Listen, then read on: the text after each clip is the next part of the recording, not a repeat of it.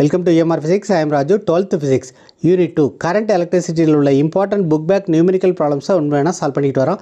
அந்த வரிசையில் இந்த வீடியோவில் எக்ஸசைஸ் 9 எப்படி சால்வ் பண்ணுறது அப்படின்னு பார்க்கலாம். இந்த ப்ராப்ளத்தில் ஒரு சர்க்யூட் டயக்ராம் கொடுத்துருக்காங்க. இந்த சர்க்யூட் டயக்ராமை கொடுத்துட்டு I1, I2, I3 உடைய வேல்யூவை ஃபைண்ட் அவுட் பண்ண சொல்லியிருக்காங்க. ஸோ இந்த வேல்யூஸை எப்படி ஃபைண்ட் அவுட் பண்ணுறது அப்படின்னு இப்போ பார்க்கலாம்.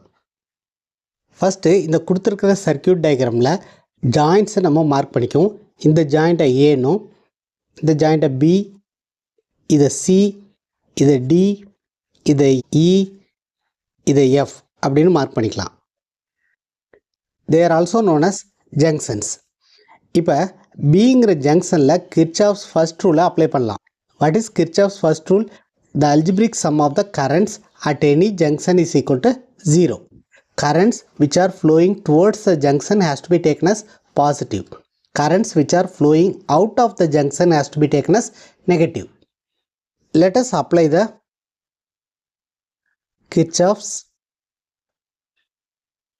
first rule at B. இங்கே வந்து towards the junction pass ஆகக்கூடிய current I1. இதை வந்து பாசிட்டிவ் அப்படின்னு எடுத்துக்கணும். இந்த ஜங்ஷனில் இருந்து வெளியில் பாஸ் ஆகக்கூடிய கரண்ட்டை நெகட்டிவ்னு எடுத்துக்கணும். So I2 and I3 has to be taken as negative. Minus I2 minus I3, இதுதான் அல்ஜிப்ரிக் சம் அப்படின்னு சொல்லுவோம். This algebraic sum has to be equal to 0. அடுத்து நம்ம ரெண்டு க்ளோஸ்டு பாத்ஸை கன்சிடர் பண்ண போகிறோம். அந்த க்ளோஸ்டு பாத்ஸில் கிர்ச்சாஃப் செகண்ட் ரூலை அப்ளை பண்ண போகிறோம். First closed path is B, E, F, A, B. So this is a first closed path. So closed path na எந்த பாயிண்டில் ஸ்டார்ட் ஆகிறோமோ அதே பாயிண்டில் நம்ம வந்து எண்ட் ஆகணும். இந்த closed pathல கிர்ச்சாஃப்ஸ்னுடைய செகண்ட் ரூலில் நம்ம அப்ளை பண்ண போகிறோம். What is Kirchhoff second rule? The algebraic sum of the product of current and resistance is equal to the algebraic sum of the EMF included in the closed path.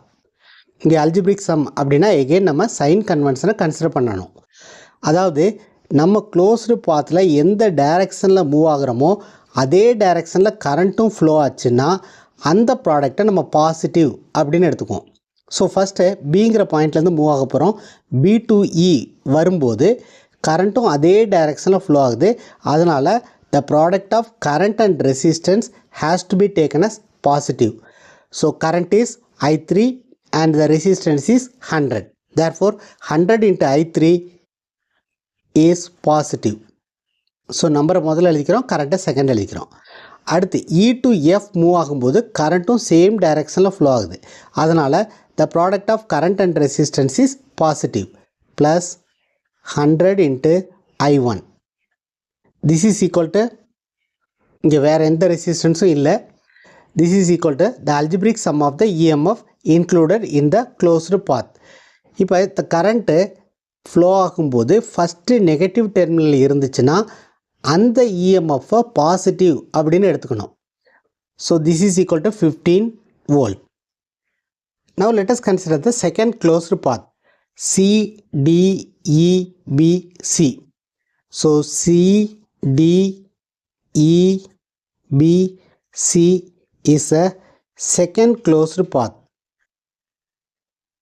இந்த பாத்தில் Kirchhoff second ரூலை apply பண்ணுவோம். So சிலேருந்து start பண்ணுறோம். கரண்ட்டும் அதே டைரக்ஷனில் flow ஆகுது.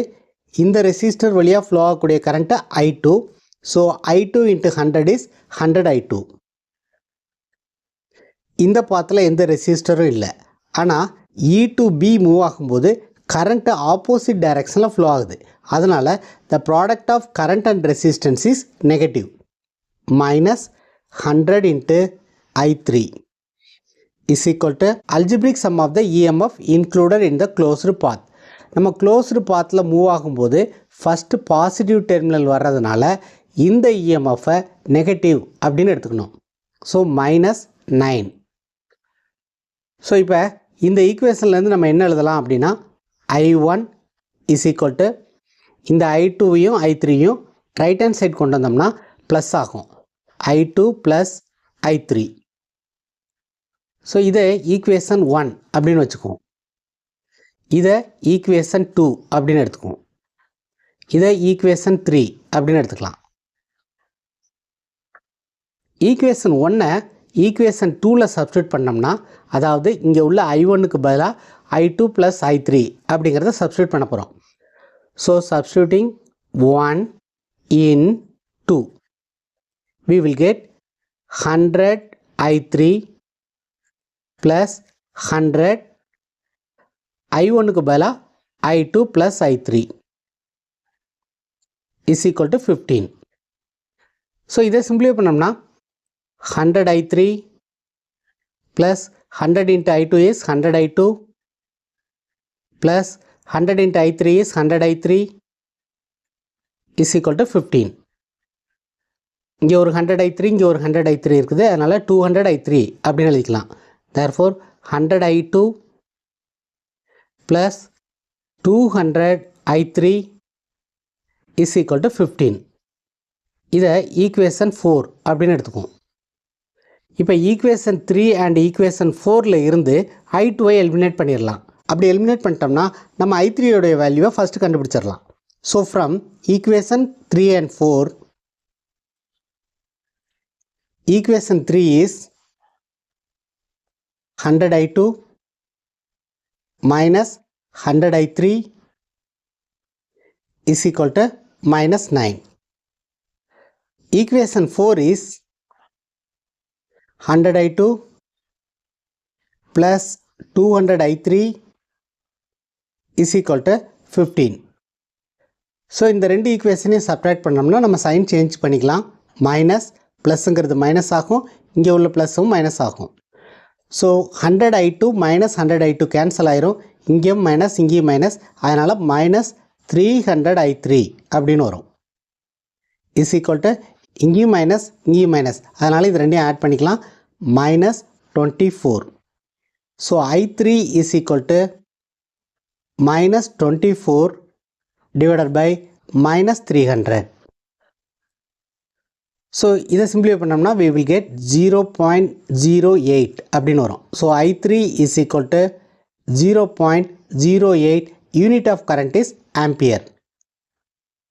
So I3 உடைய வேல்யூவை நம்ம ஃபஸ்ட்டு ஃபைண்ட் அவுட் பண்ணியாச்சு. இந்த I3 உடைய வேல்யூவை ஈக்குவேஷன் 2ல் சப்ஸ்டியூட் பண்ணோம்னா I1 உடைய வேல்யூவை நம்ம கண்டுபிடிச்சிடலாம். So equation 2 is 100 I3 plus 100 I1 is equal to 15. நீங்கள் எந்த ஈக்குவேஷன் வேணாலும் எடுத்துக்கலாம். I3யும் I1ம் இருந்துச்சுன்னா அங்கே I3யை நம்ம சப்ஸ்டியூட் பண்ணோம்னா I1 கண்டுபிடிச்சிடலாம். அதே மாதிரி I3யும் I2வும் இருந்துச்சுன்னா I3யை சப்ஸ்டியூட் பண்ணால் I2 உடைய வேல்யூவை கண்டுபிடிச்சிடலாம். ஸோ நீங்கள் எந்த ஈக்குவேஷன் வேணாலும் எடுத்து சால்வ் பண்ணிக்கலாம். இங்கே நம்ம I3 உடைய வேல்யூவை சப்ஸ்டியூட் பண்ணோம்னா 100 into 0.08 plus 100 I1 is equal to 15. So இது ரெண்டையும் மல்டிப்ளை பண்ணோம்னா we will get 8 plus 100 I1 is equal to 15. So 100 I1 is equal to 15 minus 8. இந்த 8 இங்கே வந்துச்சுன்னா 15 minus 8ன்னு வரும். ஸோ 15லேருந்து 8ஐ சப்ட்ராக்ட் பண்ணால் 7. therefore I1 is equal to 7 by 100. 7 by 100 is 0.07. Unit of current is ampere. So நமக்கு I1 உடைய வேல்யூவும் கிடச்சிருச்சு. I1 I3 ரெண்டு வேல்யூஸும் நமக்கு தெரியும். அதனால் இப்போ I2 உடைய வேல்யூவை நம்ம ஈஸியாக ஃபைண்ட் அவுட் பண்ணிடலாம். ஸோ I1யும் I3யும் ஃபஸ்ட் ஈக்குவேஷனில் சப்ஸ்டியூட் பண்ணோம்னா we can find the value of I2. So from the first equation we can write I2 is equal to I1 minus I3. What is I1? I1 is 0.07. What is I3? 0.08. So 0.07லேருந்து 0.08ஐ subtract பண்ணால் we will get minus 0.01 அப்படின்னு வரும். This is I2. Unit of current is ampere. The negative sign indicates that current is flowing in the opposite direction. இந்த ப்ராப்ளத்தில் I1, I2, I3 உடைய value find out பண்ண சொல்லியிருக்காங்க. We have determined the value of I1, I2 and I3. This is the answer for the given problem. If you find this video is useful, please subscribe the channel, share it to your friends. If you have any doubts comment below. அடுத்த வீடியோவில் next book back ப்ராப்ளத்தை எப்படி solve பண்ணுறது அப்படின்னு பார்க்கலாம். Thank you for வாட்சிங் this video.